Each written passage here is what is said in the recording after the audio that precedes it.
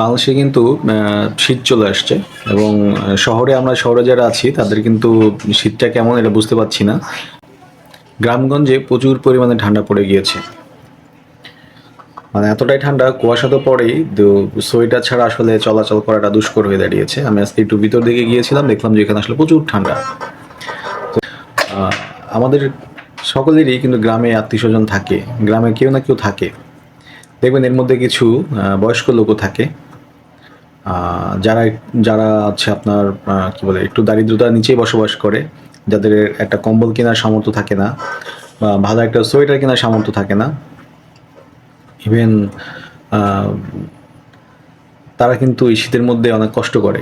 তারা যেটা করে, ছোট একটা মাটির মালসার মধ্যে আগুন নিয়ে, আগুনের মানে কয়লার মধ্যে আগুন ধরিয়ে গরম তাপ দিয়ে আর কি থাকে এবং ঘুমানোর সময় কাঁথা টাথা গায়ে দিয়ে ঘুমায়, যেটা আমি আপনি কখনোই কাঁথার মধ্যে শুইতে পারবো না, প্রচুর ঠান্ডা লাগবে।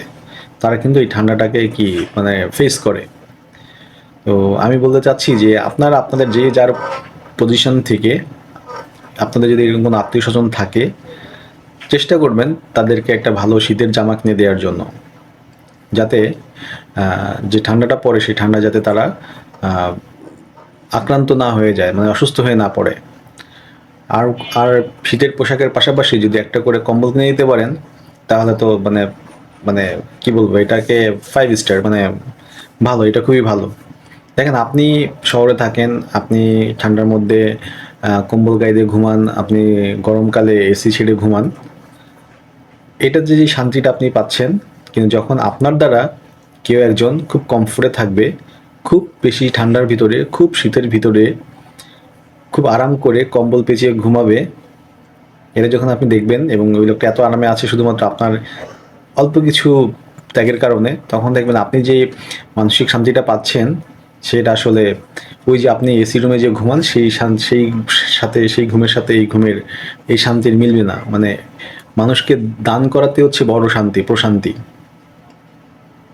সো আমরা সবাই যদি যার যার পজিশন থেকে একটু অ্যালার্ট থাকি, একটু কেয়ার থাকি যে না, আমার কোনো আত্মীয় স্বজন যাতে এই শীতে কষ্ট না করে, সে ব্যাপারে আমরা সবাই অ্যালার্ট থাকবো।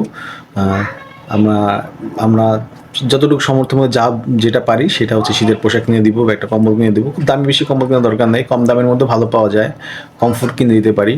তাহলে দেখবেন কি, মানে বাংলাদেশের মানে যারা গ্রামগঞ্জে থাকে, সবারই কেউ না কেউ কিন্তু শহরে থাকে, কিন্তু আসলে আমরা শহরে যাওয়ার পরে গ্রামের মানুষগুলোকে ভুলে যাই।